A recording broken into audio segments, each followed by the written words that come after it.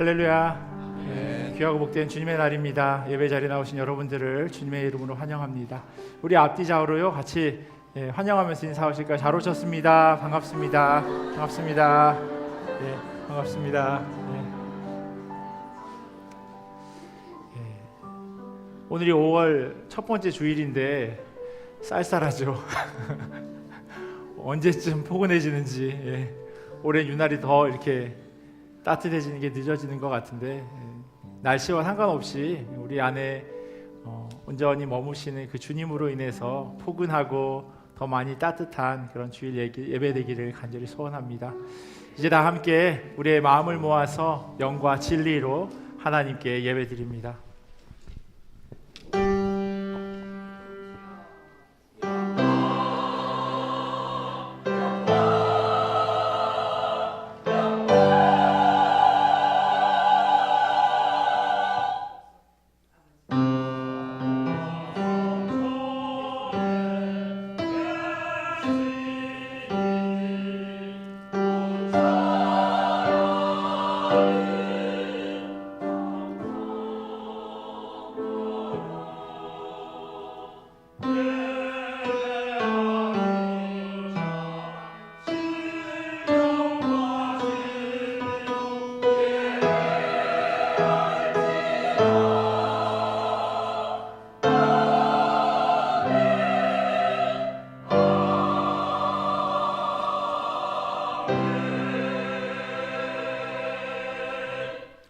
여호와는 나의 목자시니 내게 부족함이 없으리로다.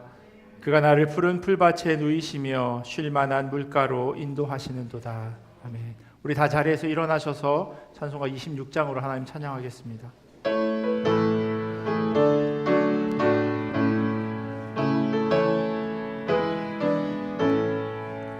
구세주를 아는 이들 찬송하고 찬송하세. 마음과 뜻과 힘 다하여 경배드리세. 주를 알지 못한 이들 주가 친히 인도하사 그의 피로 구속하니 찬송 약한 사람 도움받아 시험 중에 참게 되니 모든 죄를 이길 힘은 믿음뿐이라. 진리 되신 우리 주는 영원토록 변함없네. 성도들아 주를 믿어 길이 섬기세. 다 함께 사도신경으로 우리의 신앙을 고백합니다. 나는 전능하신 아버지 하나님 천지의 창조주를 믿습니다. 나는 그의 유일하신 아들 우리 주 예수 그리스도를 믿습니다. 그는 성령으로 잉태되어 동정녀 마리아에게서 나시고 본디오 빌라도에게 고난을 받아 십자가에 못 박혀 죽으시고 장사된 지 사흘 만에 죽은 자 가운데서 다시 살아나셨으며 하늘에 오르시어 전능하신 아버지 하나님 우편에 앉아 계시다가 거기로부터 살아있는 자와 죽은 자를 심판하러 오십니다. 나는 성령을 믿으며 거룩한 공교회와 성도의 교제와 죄를 용서받는 것과 몸의 부활과 영생을 믿습니다. 아멘. 오늘도 자리에 앉으셔서 기쁘고 복된 주일 이 시간 우리 마음을 하나님께 열었으면 좋겠습니다. 성령님 굳어있는 마음을 만지시고 새롭게 하시길 소망합니다.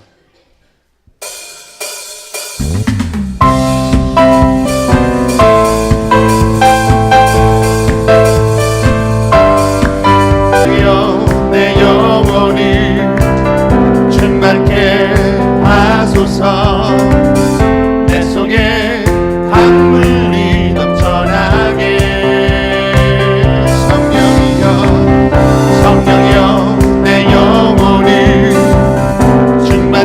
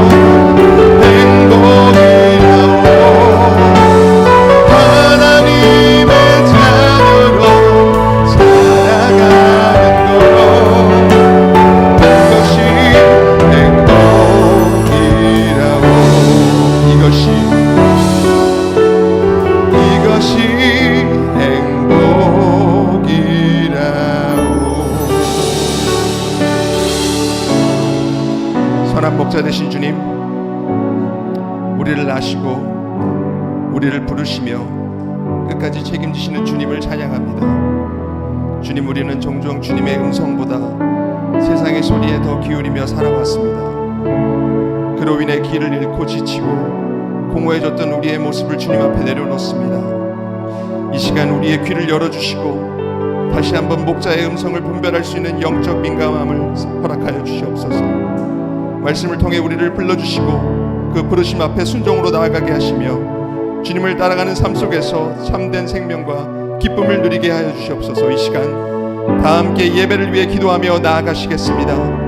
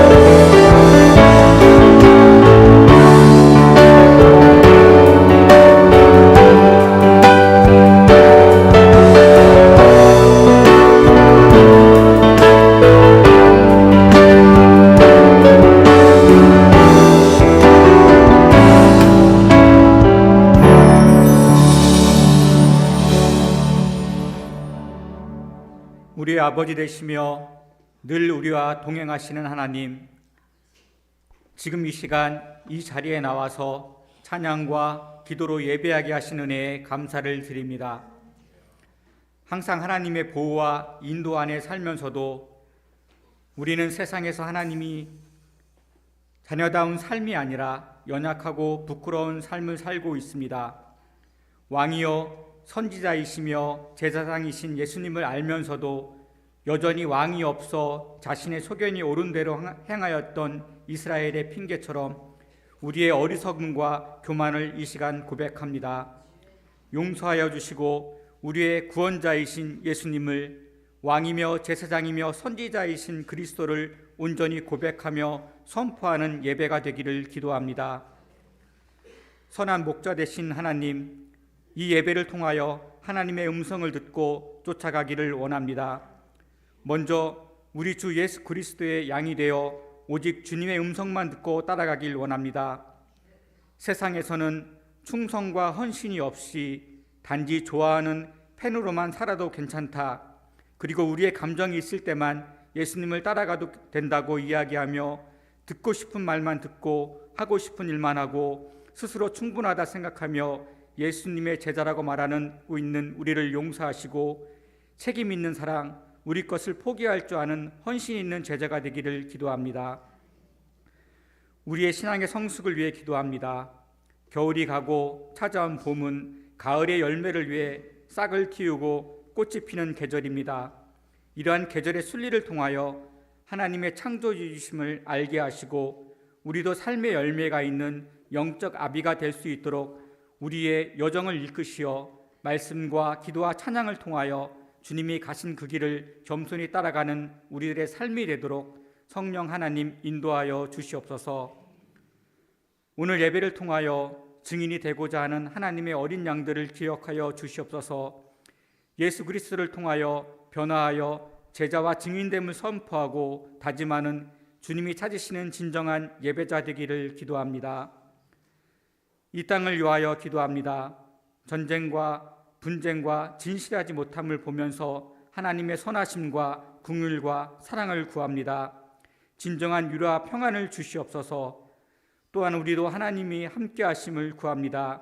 우리들의 몸과 마음의 연약함과 외로움과 두려움에 주저앉지 않게 하시옵고 겸손하게 손을 내밀어 주님만 붙잡게 하옵소서.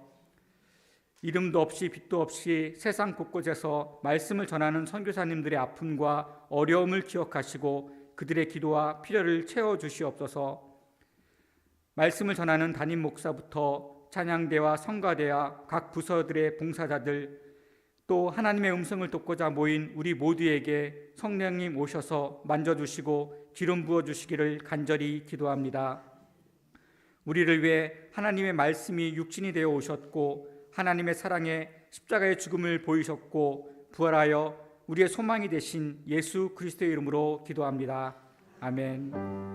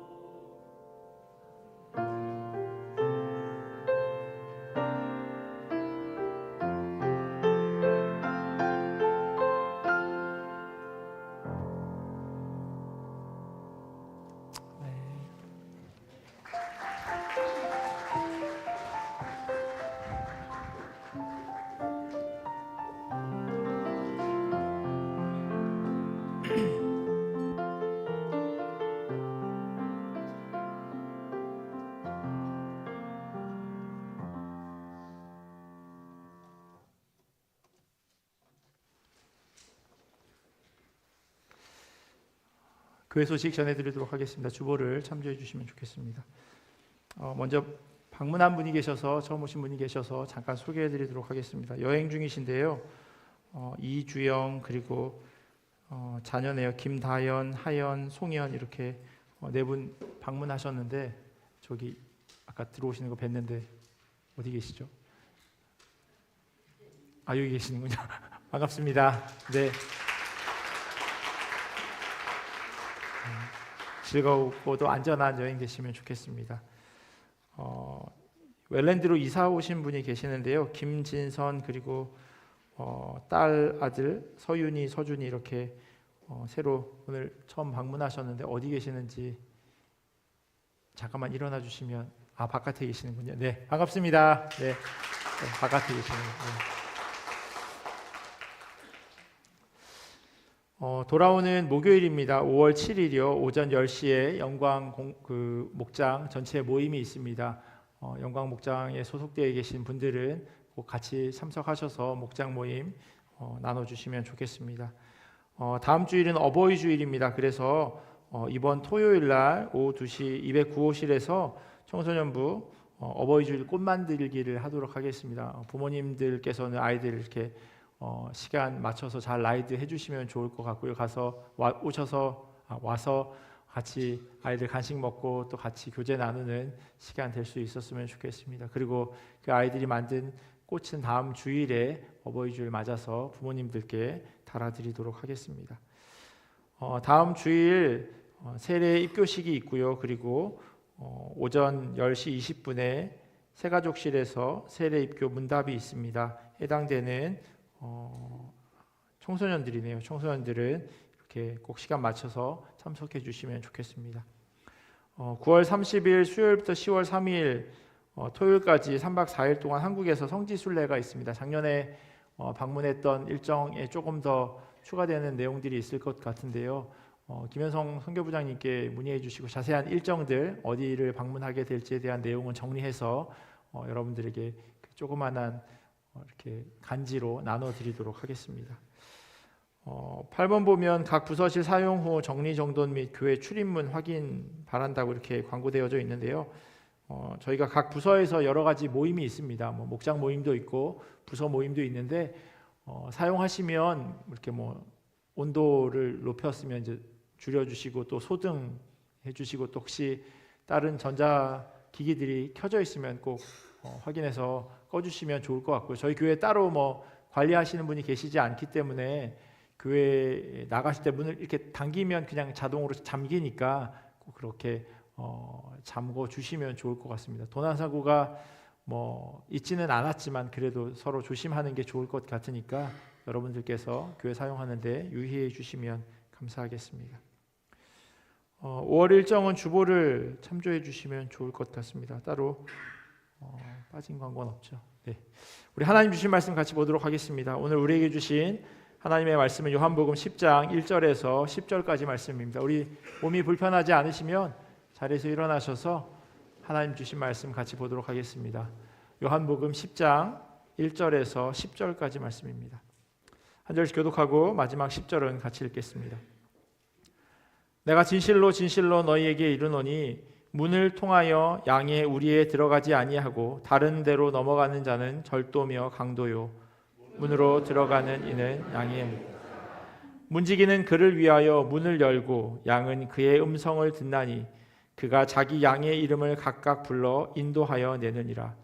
자기 양을 다 내놓은 후에 앞서가면 양들이 그의 음성을 아는 고로 따라오되 타인의 음성은 알지 못하는 고로 타인을 따르지 아니하고 도리어 도망하느니라. 예수께서 이 비유로 그들에게 말씀하셨으나 그들은 그가 하신 말씀이 무엇인지 알지 못하니라. 그러므로 예수께서 다시 이르시되 내가 진실로 진실로 너희에게 이르노니 나는 양의 문이라. 나보다 먼저 온 자는 다 절도요 강도니 양들이 듣지 아니하였느니라. 내가 문이니 누구든지 나로 말미암아 들어가면 구원을 받고 또는 들어가며 나오며 꼴을 얻으리라. 도둑이 오는 것은 도둑질하고 죽이고 멸망시키려는 것뿐이요 내가 온 것은 양으로 생명을 얻게 하고 더 풍성히 얻게 하려는 것이라.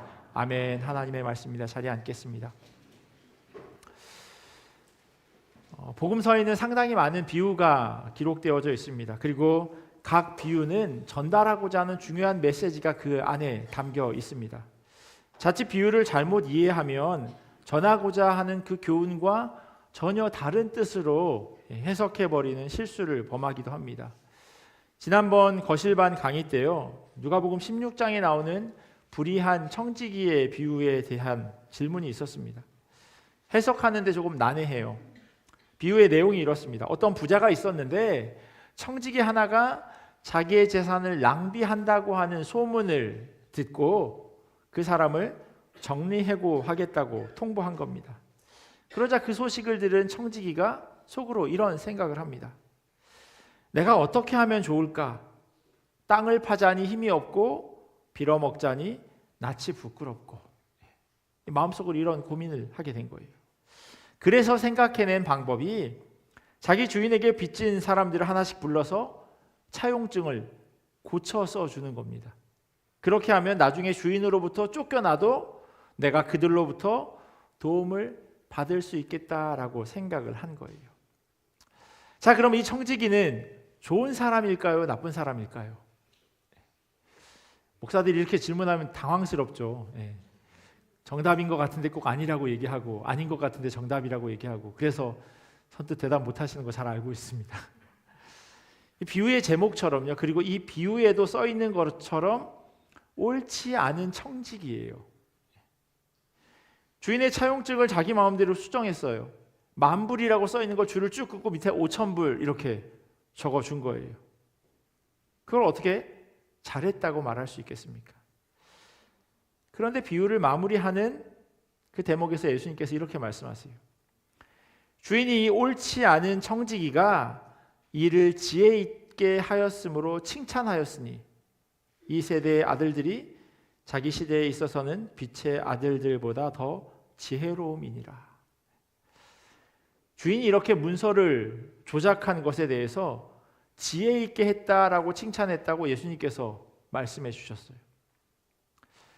이 사람은 지금 주인의 재산을 낭비했고 지금 주인이 받아야 할 몫을 자기 마음대로 손을 댔어요. 그런데 자기가 살 궁리를 한 그 부분에 있어서 수정하고 고치고 낭비한 건 잘못한 건데 자기가 어떻게 살아야 될지를 궁리한 것, 그 부분에 있어서 지혜 있다고 칭찬한 겁니다. 여기 한 가지 설명을 덧붙이자면요, 주인은 이렇게 행동한 그 사람, 그러니까 불의한 청지기, 이 사람을 용서할 만큼 너그러운 분이다라고 하는 것 역시도 이 불의한 청지기는 알고 있었던 거예요. 그래서 지혜롭다고 이야기한 거예요. 그 사람이 한 행동은 잘못한 건데 그 사람이 다음을 준비하였고 그리고 자기 주인이 어떤 사람인지를 알고 있는 그 부분이 지혜롭다고 칭찬한 겁니다. 예수님께서 말씀하고자 한 그 핵심은요, 우리 하나님이 이 불의한 청지기에 대해서도 지혜롭다고 칭찬하는 분이라는 거예요. 이 비유 앞에 한 가지 이야기가 등장해요. 이 비유가 누가복음 16장 1절부터 기록되어 있는데 바로 그 앞장인 누가복음 15장에 보면 우리가 잘 아는 유명한 잃어버린 탕자의 비유가 나오죠. 거기서도 그렇고요. 그리고 이 누가복음 16장 불의한 청지기 비유에서도 그렇고 공동적으로 말하고 있는 것은 우리 하나님은 집 나간 그 둘째 아들마저도 기다리는 그런 분이라는 뜻입니다. 그런데 만약 이 비유를 통해서요, 아, 내가 다른 사람의 재산을 낭비해도 되는구나, 아, 다른 사람의 물건에 손을 대도 괜찮구나 라고 해석해 버린다면 그건 비유를 너무나도 엉뚱하게 이해해 버린 겁니다. 그래서 비유를 잘 이해하고 해석하기 위해서는요, 문맥 안에서 그리고 시대 상황 안에서 어떻게 이해해야 하는지를 충분히 고려해야 합니다. 그래야 이야기가 말하고자 하는 핵심을 제대로 파악할 수 있으니까요. 오늘 본문은 요한복음 10장 1절에서 10절까지예요. 하지만 이 본문에 담긴 의미를 보다 정확하게 이해하기 위해서는 그 바로 앞인 요한복음 9장에 일어났던 사건과 오늘 본문이 어떻게 이어지고 있는지를 살펴보아야 합니다. 그렇게 하지 않으면 예수님께서 하시고자 하는 말씀을 충분히 이해하기 어렵습니다. 자칫 문으로 들어가는 사람이 양들의 목자다, 혹은 양은 목자의 음성을 듣는다라는 말을 목축업 입문 교과서에나 나올 그런 내용으로 받아들이기 쉽기 때문입니다. 그리고 9장, 10장 이렇게 장이 끊어져 있기 때문에요. 오늘 본문 안에서는, 그러니까 저희가 10장 1절부터 읽었는데 이 본문 안에서는 이 비유를 예수님께서 누구에게 이야기하고 계시는지에 대한 그 내용이 빠져 있습니다. 그걸 확인하기 위해서도 오늘 본문 앞의 이야기를 먼저 살펴보아야 합니다. 요한복음은 시작부터요, 예수님이 누구이신지에 대한 그 대답을 해주고 있습니다. 처음 1장에 보면 예수님은 태초부터 계신 말씀이라고 설명하고 있습니다. 그리고 2장에는요, 가나의 혼인잔치, 물이 포도주가 되는 그 기적을 통해서 기적을 베푸시는 분으로 묘사하고 있어요. 그리고 이 땅에서 천국 잔치를 맛보도록 해주었습니다. 3장에는 밤중에 찾아온 그 바리새인 니고데모에게 거듭남에 대해서 설명하시면서 예수를 믿는 자마다 영생을 얻게 될 것이라고 강조합니다. 그리고 이어지는 4장은요, 수가성 그 사마리아 여인과의 대화를 통해서 그 예배에 대한 갈증을 해소해 주세요. 그리고 말씀을 통해서 예수님이 세상의 구주이신 것을 알게 합니다. 그러니까 계속해서 예수님이 누구이신지에 대한 대답을 해 나가고 있어요. 요한복음 9장에서도 여전히 이와 같은 질문은 계속되고 있습니다. 나면서부터 눈먼 사람이 등장하는데 제자들이 예수님께 이런 질문을 해요. 선생님, 이 사람이 눈먼 사람으로 태어난 것이 누구의 죄 때문입니까? 이 사람의 죄입니까? 아니면 그 부모의 죄 때문입니까? 라고 질문합니다. 예수님의 대답은요, 죄 때문에 장애가 생긴 것이 아니라 하나님께서 이 상황을 통해서 하실 일이 있다 말씀하세요. 예수님 당시 사람들은요, 몸에 병이 생기면 이건 죄 때문이라고 생각했습니다. 오늘날의 많은 성도들 가운데도 큰 질병이 생기면 이게 내가 하나님 앞에 잘 살지 못해서 이런 일이 있구나라고 생각하기도 합니다. 그런데 본문 가운데 등장하는 사람은요, 살아가다가 병이 든 게 아니라 그냥 태어날 때부터 그런 겁니다. 그래서 제자들이 질문한 거예요. 갓난아이가 무슨 죄를 지을 수 있겠습니까? 태어나자마자. 그러니 이 아이의 부모가 죄를 지어서 이 아이가 장애가 생긴 게 아닙니까? 라는 질문을 하고 있는 거예요. 제자들의 이러한 질문에 예수님께서 다음과 같은 대답을 주세요. 이 사람이 죄를 지은 것도 아니요, 그의 부모가 죄를 지은 것도 아니다. 하나님께서 하시는 일들을 그에게서 드러내시려는 것이다. 그 후에 예수님께서 그 사람을 볼 수 있도록 고쳐주셨는데 이 일로 인해서 예수님과 대척점에 있었던 바리새파 사람들, 그들이 이 사건에 대해서 의심하고 시비를 걸기 시작합니다. 도대체 예수가 누구이기에 나면서부터 보지 못하는 사람의 눈을 뜨게 하는가라고 하는 질문이 그들 가운데 생긴 거예요. 요한복음 안에서 계속되어 온 질문의 또 다른 형태예요. 예수가 누구이기에 앞을 보지 못하는 사람, 즉 죄인까지도 고쳐주는가라고 하는 그런 질문을 하고 있는 거예요. 이 바리새파 사람과 앞을 보지 못하다가 눈을 뜬 사람이 서로 여러 가지 많은 질문과 대답이 오고 가는데 예수님의 이러한 기적을 믿지 않으려는 바리새파 사람들에게 그 사람이 결론적으로 다음과 같은 대답을 줍니다. 요한복음 9장 33절 말씀이에요. 이 사람이 하나님께로부터 오지 아니하였으면 아무 일도 할 수 없으리이다. 예수님께서는요, 하나님께서 보내신 분이라고 지금 이 눈을 뜬 사람이 대답해 주고 있는 겁니다. 왜냐하면 나면서부터 눈멀었던 사람이 눈을 뜨게 되는 이 일은 창세 이후로 한 번도 있었던 적이 없기 때문이에요. 그리고 이어지는 말씀이 바로 오늘 이 요한복음 10장 말씀이에요.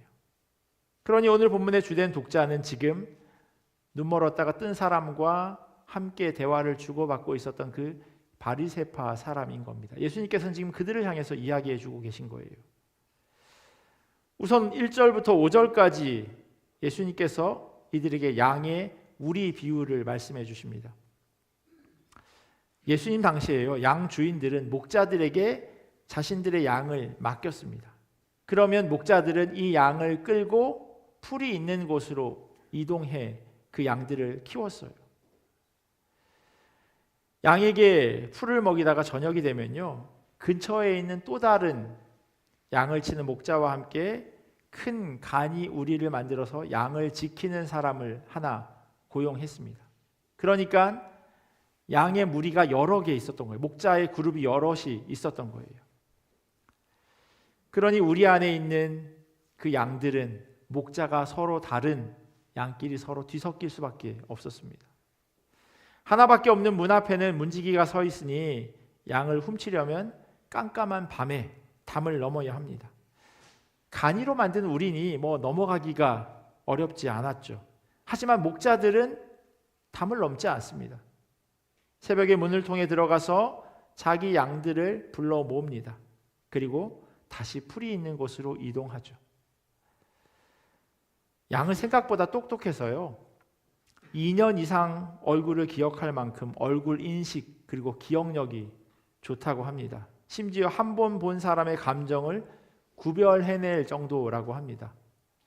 그러니 타인의 음성을 따라갈 만큼 우둔하지는 않습니다. 이 첫 번째 이야기 안에서 무게추는요, 양에게 있어요. 양은 자기 목자의 음성을 듣고 목자가 앞서가면 자기가 아는 그 목소리를 따라갑니다. 7절부터 10절까지의 이야기에는요, 예수님은 스스로 양의 문이라고 말씀하세요. 아까 들판에 간이 울타리를 쳐서 우리를 만들고 문을 하나 만들었다고 말씀드렸어요.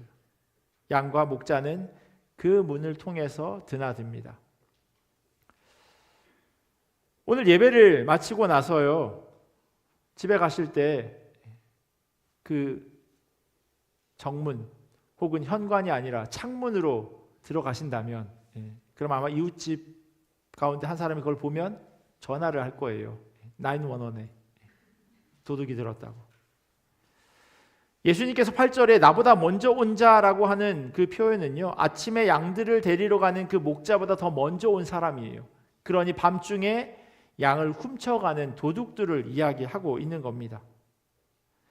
양들은 도둑이나 강도의 목소리에 반응하지 않을 테지만 억지로 끌고 간다면 당연히 그 양을 죽이려고 하는 목적일 겁니다. 하지만 목자는요, 자기 양에게 더 좋은 풀과 물이 있는 곳으로 이끄는 사람입니다. 다시 한번 말씀드리면 지금 이 요한복음 10장은요, 비유예요, 비유.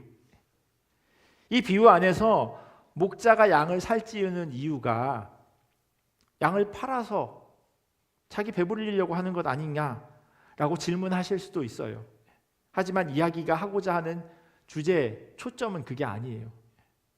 저희가 읽지는 않았지만 11절부터 18절까지는요, 예수님께서 스스로 선한 목자라고 말씀하세요. 그러면서 보다 구체적으로 선한 목자와 양은 서로를 안대요. 그리고 선한 목자는 양을 위해서 자기 목숨까지도 내어준다 이야기합니다. 왜 예수님께서는 바리새인들에게 이 비유를 말씀해 주셨을까요? 사람들이 예수님에 대해 계속해서 질문을 던지고 있기 때문이에요. 나면서부터 눈먼 사람에게 바리새인들이 이런 질문을 했어요. 예수가 어떤 사람이냐? 예수가 너에게 무엇을 했느냐? 네가 어떻게 눈을 뜨게 되었느냐? 눈먼 사람이 알 길이 없어요. 자신이 보지 못하는 상태에서 기적이 일어났고 자기는 지금 처음 보게 된 상황이에요. 자신이 눈을 뜨게 된 그 장소는 예수님 앞이 아니라 실로암 연못가였습니다. 그러니 이 사람은 바리새인의 질문에 대해 할 수 있는 대답이 별로 없었어요. 그래서 예수님께서 바리새인들에게 비유를 통해서 지금 그 대답을 해주고 계신 겁니다. 예수가 어떤 사람인가? 이 첫 번째 질문에 예수님은요, 목자가 양과 소통하듯이 자기 백성을, 그 마음을 헤아리시는 분이라고 설명하고 있어요. 목자는 자기 백성의 마음을 헤아리는 사람. 본문 3절을 보면 이렇게 써 있어요. 문지기는 그를 위하여 문을 열고 양은 그의 음성을 듣나니 그가 자기 양의 이름을 각각 불러 인도하여 내느니라. 우리 안에 여러 양이 있어요. 목자가 다른 그런 양들이 섞여 있어요. 그런데 자기 목자의 소리에만 이 양들이 반응한다는 거예요. 양은 목자가 부를 때 우리에서 나와서 목자가 가는 대로 그 뒤를 따라갑니다. 오늘 본문에 보면요, 목자가 뒤에 있지 않아요. 목자가 앞에 있어요. 그런데 양은 그 소리를 듣고 따라간대요. 왜냐하면 양은 목자를 믿으니까요. 소통이 된다고 하는 것은요, 서로에 대한 믿음과 확신이 있다고 하는 겁니다. 그러지 않으면 따라가지 않습니다. 어린아이들이요, 왜 사탕 하나에 넘어가는지 아세요? 아이에게 있어 사탕은 제일 좋은 겁니다. 그런데 그 제일 좋은 걸 주는 사람은 제일 좋은 사람이죠. 그래서 따라가는 거예요. 예수님은 선한 목자이십니다. 그래서 눈먼 사람이 무엇을 원하는지 그 마음을 헤아려서 앞을 볼 수 있게 하는 기적을 행하신 겁니다. 이것은 단순한 그 육체적인 문제를 해결하는 것을 뛰어넘는 일이에요. 육체의 질병이나 장애가 죄 때문에 생겼다고 생각하는 그 사람들에게 이제 그 문제가 사라졌다라고 하는 것은요, 곧 이 사람이 하나님의 나라에 들어갈 수 있게 되었다고 하는 뜻이기 때문이에요. 죄인은 하나님의 나라에 들어갈 수 없는데 장애가 없어졌어요. 죄가 사라졌어요. 그러면 하나님의 나라의 백성이 되는 거죠. 이 나면서부터 보지 못한 그 사람에게 가장 필요했던 것은요, 보는 것보다 영원한 생명이었습니다. 그걸 예수님께서 주신 거예요. 이게 바리새인들이 눈 멀었다 보게 된 사람을 향해서 던진 두 번째 질문, 예수가 너에게 무엇을 하였느냐라는 질문에 대한 대답입니다. 예수님은 목자가 자기 양을 지키듯이 자기 백성을 구원해 주시는 분이었어요.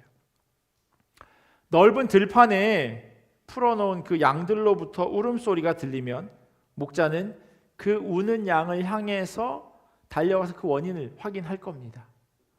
혹 그 양이 우물에 빠져 있다면 그 우물이 아무리 깊다고 하더라도 무슨 수를 써서라도 끄집어낼 거고요. 달려가 보니 이리에게 뒷다리라도 물렸다면 지팡이와 무림매를 가지고 그 이리로부터 자기 양을 건져낼 겁니다. 예수님께서 나면서부터 보지 못한 사람의 눈을 고쳐주신 이유가 바로 여기에 있습니다. 목자가 자기 양을 살펴보듯이, 자기 양을 보살피듯이 그 사람의 마음을, 그리고 그 사람의 아픔을 이해하시고 그를 구원해 주신 겁니다. 모든 사람들이 죄 때문에 하나님의 나라에 들어갈 수 없는 사람이라고 손가락질하는 그를 향해서 그렇지 않다고 말씀하신 분이 예수님의 유일해요. 그리고 그 장애를 고쳐주셨습니다. 바리새인들이 눈 멀었던 사람에게 한 질문 세 번째는요, 어떻게 네 눈이 뜨게 되었느냐라는 거였어요. 목자가 앞에서 걸어가면 양은 그 목자를 뒤따라갑니다. 제가 말씀을 안 드렸는데요, 예수님께서 눈먼 사람을 고치시는 장면이 상당히 기이합니다. 요한복음 9장 6절과 7절을 제가 세번역 성경으로 읽어드릴게요. 예수께서 이 말씀을 하신 뒤에 땅에 침을 뱉어서 그것으로 진흙을 개어 그의 눈에 바르시고 그에게 실로암 못으로 가서 씻으라고 말씀하셨다. 실로암은 번역하면 보냄을 받았다는 뜻이다. 그 눈먼 사람이 가서 씻고 눈이 밝아져서 돌아왔다. 아이들이 이 장면을 보면 보이는 반응이 있습니다. 이유, 더럽다는 거예요. 요한복음 4장이에요. 그러니까 선한 사마리아 여인과 예수님과의 대화, 그 다음에 어떤 장면이 이어지냐면요, 예수님께서 왕의 신하의 아들을 고쳐주시는 장면이 있어요. 왕의 신하의 아들이 죽게 되었는데 예수님께서 그곳에 가지 않으시고 고쳐주세요. 그러니까 꼭 예수님의 손이 닿아야 병이 곧 낫는 건 아닌 거예요. 그런데 이 치유 사건은요, 아이들이 소꿉놀이 하듯이 예수님께서 땅에 침을 뱉어서 진흙을 만들어서 앞을 보지 못하는 사람 눈에 이렇게 바르셨어요. 그리고 나서 실로암이라고 하는 연못에 가서 씻으라고 말씀하셨습니다. 왜 그러셨을까요? 학자들 가운데 그 사람, 그러니까 눈이 멀었던 이 사람은 예수님에게 순종한다는 단순한 행위를 보이기 위해서 이 치유 과정에 참여할 필요가 있었다라고 설명하기도 합니다. 이 나면서부터 눈먼 사람은요, 이 치유가 일어나는 과정에 아무것도 한 것이 없어요. 다른 치유 사건들을 보면 환자에게 낫고자 하는 믿음이 있거나 아니면 그 환자 주변에 이 환자가 낫기를 바라는 사람이 있었습니다. 마가복음 2장에 보면요, 예수님께서 계신 곳에 사람들이 너무 많아서 들어갈 수 없게 되자 한 중풍병자를 4명의 사람이 예수님이 있는 그 지붕을 뚫어서 그 아래로 이렇게 내리는 사건이 기록되어 있습니다.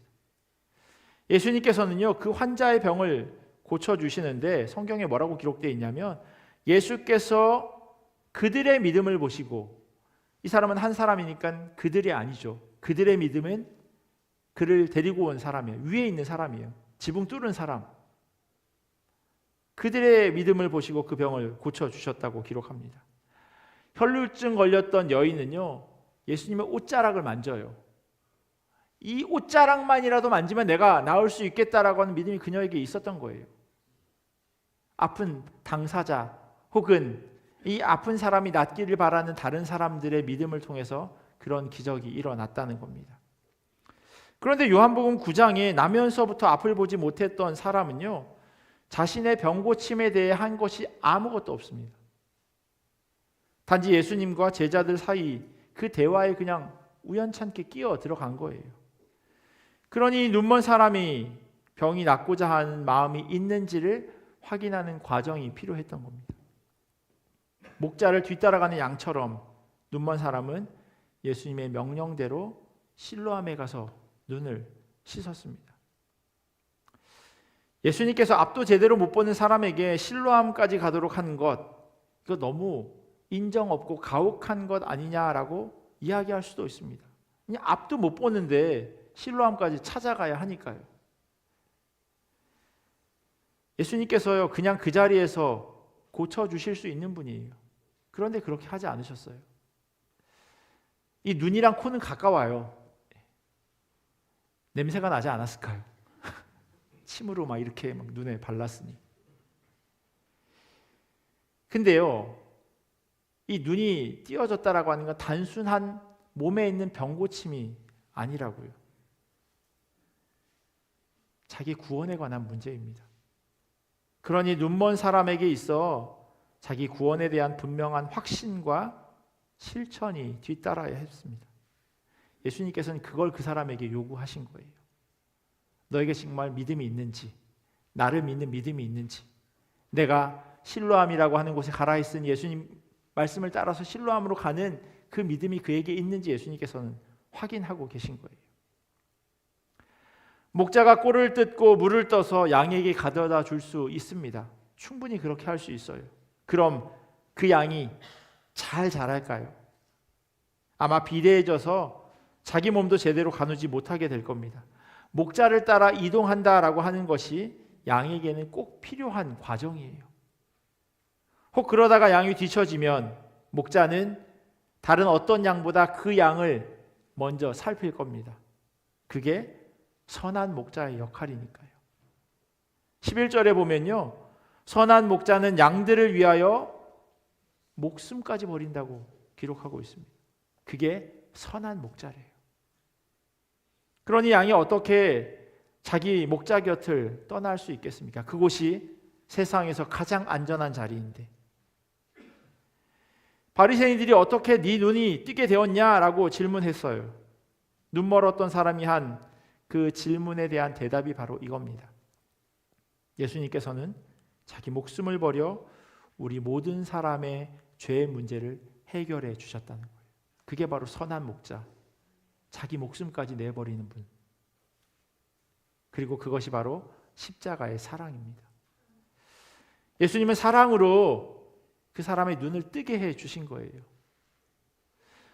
오늘은 부활절 후 4번째 주일입니다. 사람들에게 예수님의 부활을 말씀과 기도를 통해서 깨달은 사람들이 양이 목자를 뒤따르듯 예수님의 발자취를 따라 살아가야 한다고 성경은 우리에게 말씀하고 있습니다. 그것이 예수님이 누구인지를 사람들에게 설명하는 그런 제자의 삶입니다. 선한 목자가 양들을 위해서 목숨을 버리듯이 예수님께서는 우리를 위해 십자가에서 죽으시고 부활하셨습니다. 우리는 그 십자가만을 바라보고 살아가야 합니다. 그 십자가 그늘이 가장 안전합니다. 눈먼 사람이 눈을 뜨게 된 것은요, 바로 보게 되었다고 하는 의미예요. 바로 본 사람은 자신이 본 것을 바로 전하고 또 본대로 살아갑니다.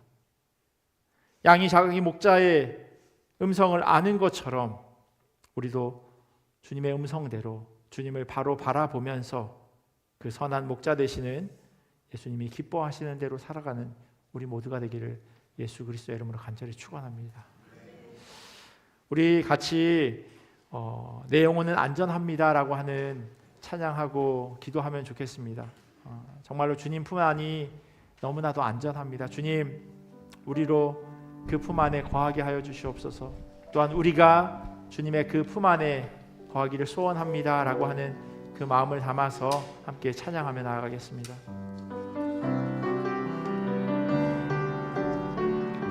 내 아버지, 내 아버지 그 품 안에서 내 영혼은 안전합니다. 주 손길로 내 삶을 안으시니 그 평강이 나를 덮습니다. 내 아버지, 내 아버지 그 품 안에서 내 영혼은 안전합니다. 주 손길로 내 삶을 안으시니 그 평강이 나를 덮습니다. 나 비록 넘어지며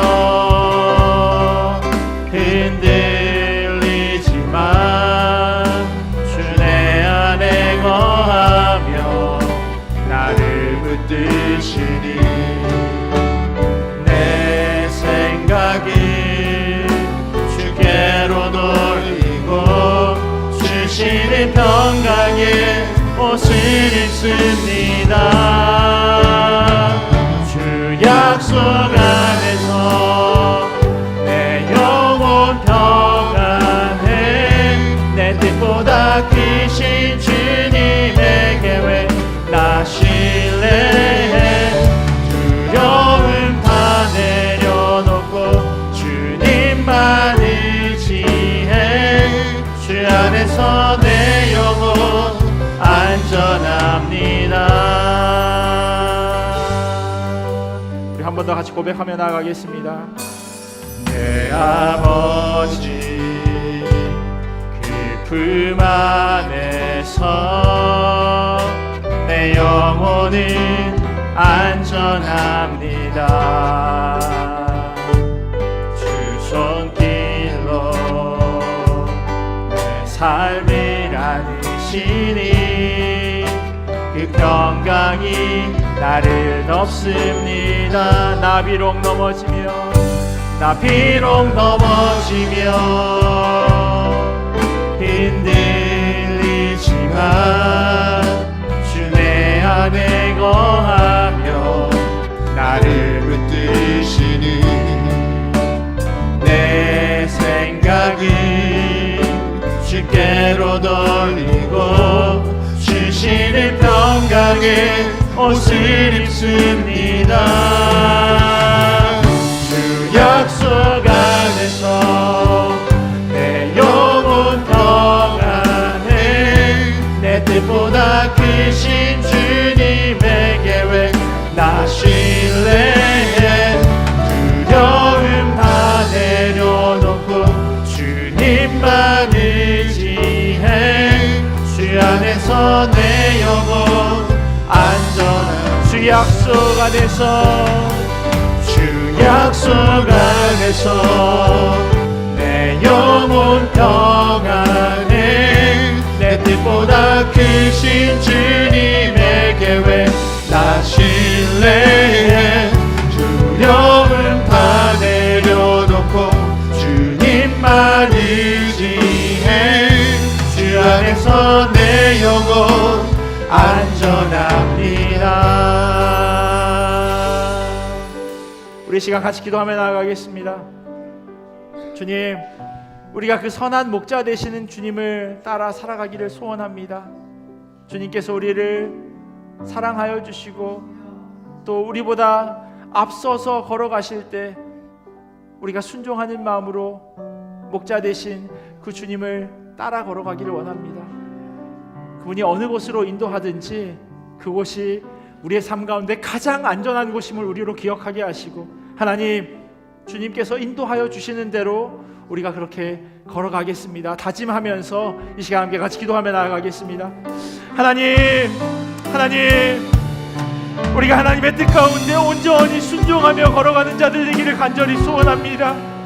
하나님, 주님께서 걸어가시는 그 길이 어느 곳이든지 우리를 더 좋은 곳으로, 더 평안한 곳으로 정말로 하나님께서 인도하여 주심을 우리가 믿음으로 고백하며 나아갈 수 있도록 주여 인도하여 주시옵소서. 푸른 초장과 쉴만한 물가로 인도하시는 그 주님을 바라보며 나아가게 하여 주시옵소서. 그 주님만을 의지하게 하여 주시옵소서. 그 주님이 우리를 인도하여 주심을 우리로 기억하게 하시고 그 주님께서 우리에게 선한 목자 되어주심을 기억하며 주님 아멘 하며 걸어갈 수 있도록 주여 은혜로 도와여 주시옵소서. 때로는 목자 없는 양처럼 우리가 살아갈 때도 있음을 고백합니다. 그럴 때마다 우리를 이끌어 주시옵소서. 다시금 주님의 품으로 부어주시옵시고 주님 뜻 안에서 주님 말씀 가운데 그렇게 살아갈 수 있도록 주여 은혜로 도와여 주시길 간절히 소원합니다. 우리의 연약함을 주님 앞에 내려놓습니다. 주님 우리의 부족함을 주님 앞에 내려놓습니다. 주님 없이 내가 주인인 것처럼 살아가는 그런 어리석고 부족한 모습이 있을 때 그 십자가를 기억하게 하여 주시옵소서. 주님 주신 그 십자가만을 바라보면서 그렇게 주님 앞에 순복하는 자 될 수 있도록 도와주시옵소서. 참 좋으신 하나님 감사합니다. 주님이 우리의 선한 목자 되어주셔서 감사합니다. 때로는 목자 없는 양처럼 길을 잃은 것처럼 세상에서 헤매기도 하지만 그럴 때마다 우리를 찾아 다시금 주님의 품으로 인도하여 주시니 감사합니다. 넘어지고 흔들릴 때마다 주님을 온전히 붙잡는 자 되게 하시고 주님의 크신 계획을 신뢰하며 살아가도록 인도하여 주시옵소서. 그래서 세상에서 주님의 자녀답게 주님의 십자가의 죽으심과 부활을 선포하며 살아가도록 은혜로 더하여 주시옵소서. 감사하며 사랑이 많으신 예수님의 이름으로 기도합니다. 아멘. 우리 주신 말씀 기억하면서 찬송가 569장 같이 찬양하시겠습니다.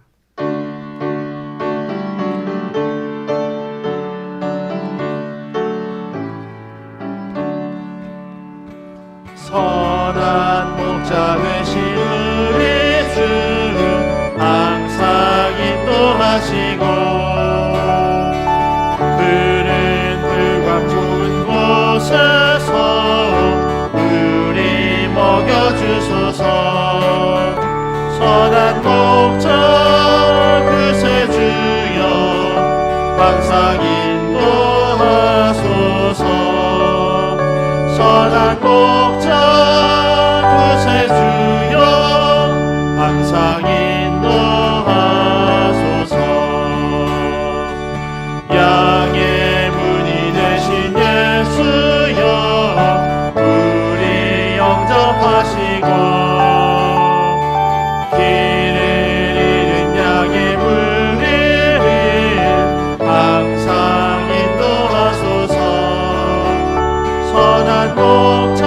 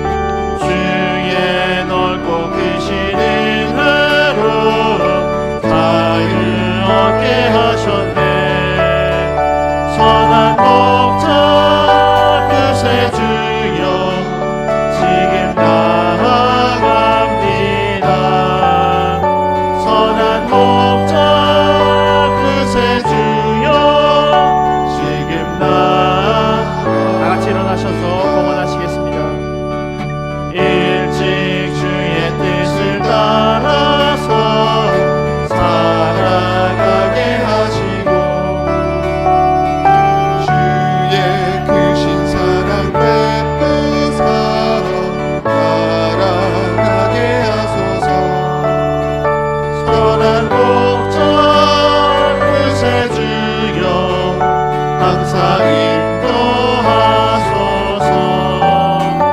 선한 목적 그새 주여 항상 인도하소서.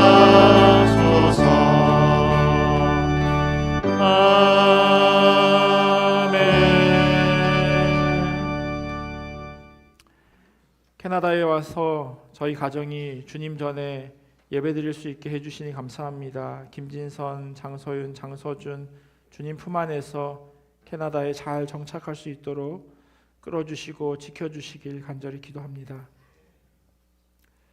한없으신 주님의 은혜에 감사합니다. 가족 모두 영육간에 강건케 하셔서 감사드립니다.